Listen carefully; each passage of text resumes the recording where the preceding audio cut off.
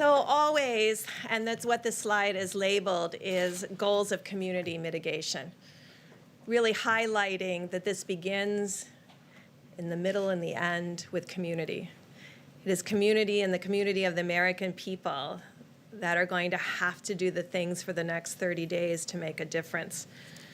I think you know from that large blue mountain that you can see behind me, and I just want to thank the 5 or 6 international and domestic modelers from Harvard, from Columbia, from Northeastern, from Imperial, who helped us tremendously.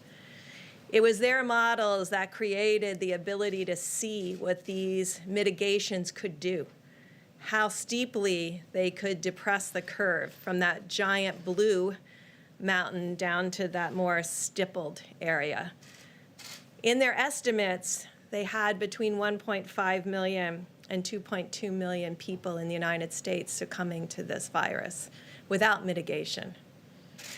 Yet through their detailed studies and showing us what social distancing would do, what would happen if people stayed home, what would happen if people were careful every day to wash their hands and worry about touching their faces, that what an extraordinary thing this could be if every American followed these. And it takes us to that stippled mountain that's much lower, a hill actually, down to 100 to 200,000 deaths, which is still way too much. Next slide, please. Simultaneously, there was a modeler out of the University of Washington that modeled from cases up, utilizing the experience around the globe to really understand how this information that we have from Italy and Spain and South Korea and China could really help us give insight into the hospital needs, the ventilator needs, and really the number of people who potentially could succumb to this illness.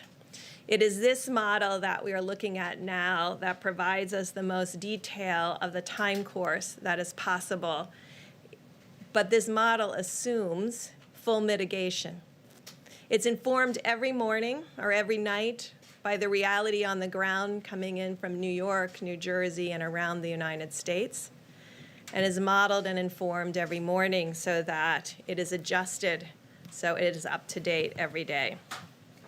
This is the model of the predicted fatalities and mortality in the United States. And as the president said, it's very much focused on the next 2 weeks and the stark reality of what this virus will do as it moves through communities. Next slide, please. But this is a slide that gives us great hope and understanding about what is possible. On the bottom of the slide, where you can barely see that blue line at the very bottom, that's the current cases in California, the cumulative cases in California, where they're doing significant testing. The next line up is Connecticut. The orange line is New Jersey. The blue line is New York. The yellow line is Washington. We all remember Washington State. It was just a month ago when they started to have the issues in Washington State, but they brought together their communities and their health providers, and they put in strong mitigation methods and testing. And you can see what the result in Washington State and California is. But without the continuation for the next 30 days, anything could change. Next slide, please. So I'm sure you're interested in seeing all the states. So on this slide is all 50 states and the District of Columbia. But I think it shows in stark reality the difference between New York and New Jersey and other states with similar populations and urban areas. Our goal over the next 30 days is to ensure the states that you see, the 48 across the bottom, maintain this lower level of new cases with the hope that we don't have significant outbreaks in other states and other metro areas as the community comes together to work together and ensure that the healthcare providers around the globe and in the United States are strengthened by our resolve to continue to mitigate community by community. This is done community by community. We all know people are in their states and in their communities. And we're very dependent on each person in the United States doing the same thing, following the presidential guidelines to a T. I know it's a lot to ask because you've done it for 15 days. So if you can show the next slide, please. So this is what gives us a lot of hope. This is the case finding in Italy.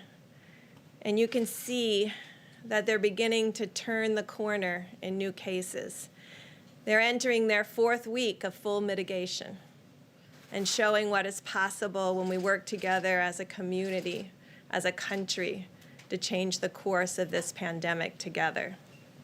It is this graphic and the graphic of many of the states that gives us hope of what is possible with continuing for another 30 days.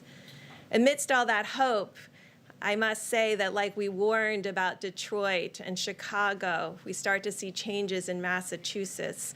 New Orleans continues to be a problem of new cases, although they're stabilizing.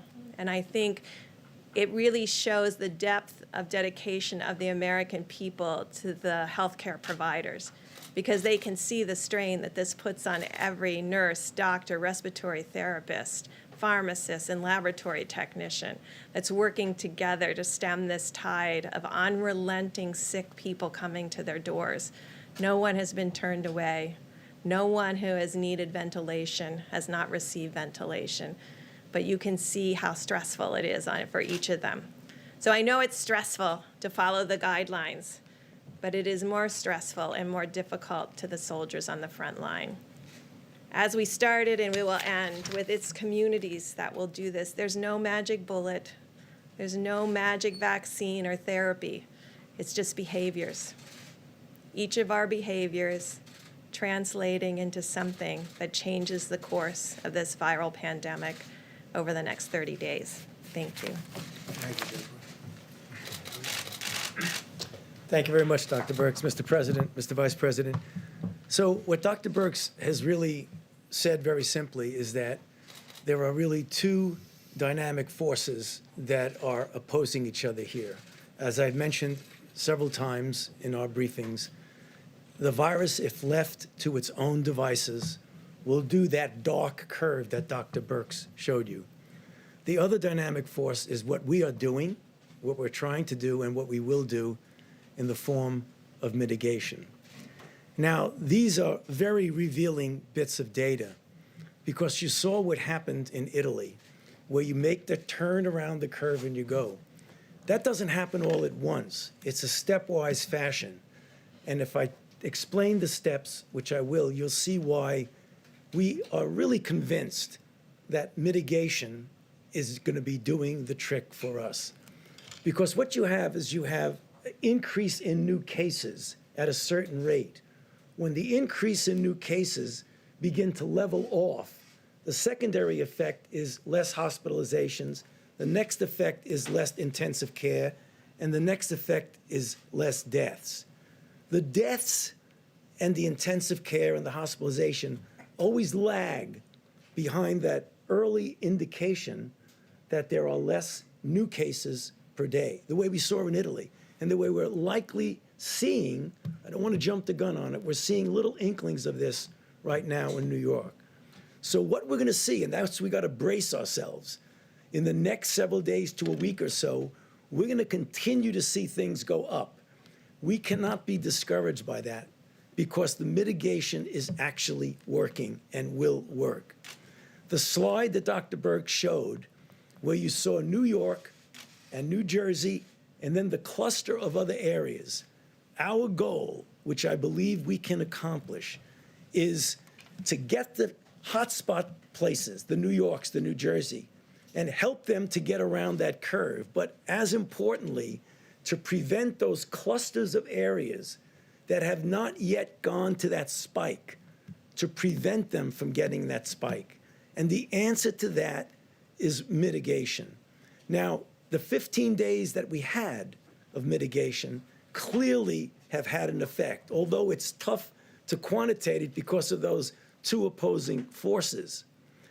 But the reason why we feel so strongly about the necessity of the additional 30 days is that now is the time whenever you're having an effect, not to take your foot off the accelerator and on the brake, but to just press it down on the accelerator. And that's what I hope and I know that we can do over the next 30 days.